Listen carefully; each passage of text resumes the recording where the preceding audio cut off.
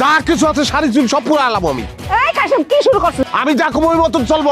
ওই খেতে গেছে কিলিকা, ও দেখ গেছে মানে যা করে চাই সব দিকে। গফুর দাদা কয় তোর বউটা সুন্দর, আবার দিয়ে দিবি। গফুর তোর কি হয়? দাদা হয় না? আরে দাদা নাই বললো একটু মস্কারা করছে তো কি বলে রে, মানা করেন এটা নষ্ট করতে। এই কি আর মানা করবো? এই কি শুরু করছিস? এই দে শাড়ি দে, এদিক দে শাড়ি দে, আমি সব করবো। জ্বালায় খাইলো। আরে বিয়ার আগে আমার সারাক্ষণ কইছে যে আমার সুন্দরী বউ লাগবো, সুন্দরী বউ লাগবো। সুন্দরী বউ, আমার সুন্দরী বউ আমি কইছি? হ্যাঁ। দুনিয়া ধরে মানছে থাকবো নাকি সুন্দরী বউ? ও মা পুরা দিন আমি কই যাবো? তো একদম ভেঙে গেছে। আমি তোমার কিনা দিব না, শোনো আমি কিনা দিব। এই কাছে ভাই উনি যান কি করতে হবে এটা কর? করা লাগে বলতে ওই যে কাকি আমার নামটা টুকন রোকেয়া বেগম। রোকেয়া বেগম। আর আমার বোন নাম শিউলি। নাম কিন্তু খুবই সুন্দর, আমার শিউলি ফুল খুবই পছন্দ। আপনি কিন্তু লাকি আছেন।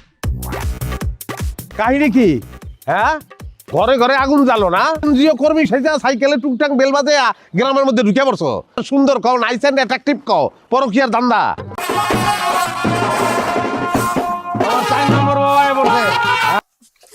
আরে এই বউ বললো কি লিগা? আমি কি জানি? তুই কে লিগা গাড়ি চালতেছস? এখন যদি আমার বউ যদি কোনো ক্ষতি হইতো।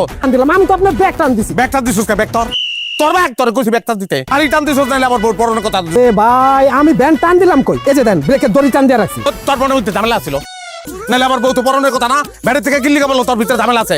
সব প্যাসেঞ্জার আমার কাছে লোকই, আমার মনে কোনো ঝামেলা নেই। লক্ষ্মী হালাই দিলি কি লিগা? করতেছেন নাকি? ওরে পিডামু ওর মনের মধ্যে ঝামেলা ছিল। আমি শাড়িতে পা বেজা পড়ছি, হ্যাঁ তো কোনো দোষ নাই, তো প্যান্ট টানে নাই, তাহলে কে লেগে পিটাইবে না? আরে তো বাবা বলবো কি লিগা?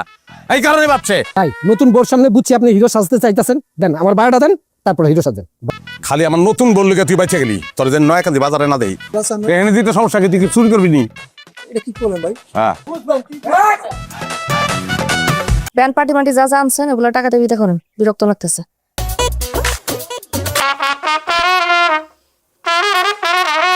এই বন্ধ করেন।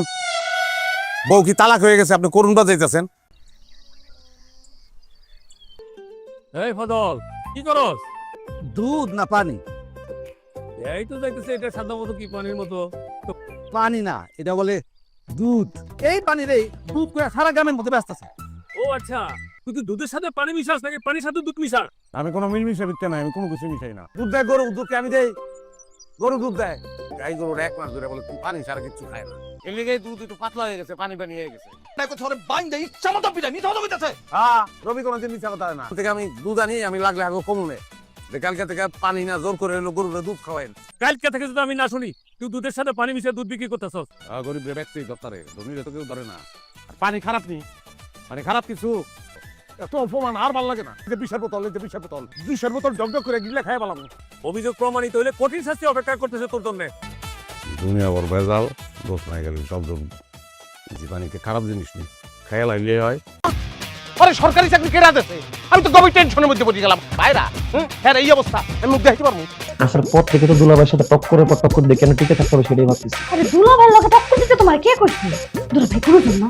দুলাভাইকে বুঝতে হবে, মানতে হবে, স্বীকার করতে হবে আমি একটা সরকারি চাকরিজীবী। উন্মুক্ত পৃথিবীতে যেখানে খুশি যাও গিয়ে প্রাইভেট আলাপ করো। এই শুনি এই তোর জামাই লিয়ে বাইজা বাইজা।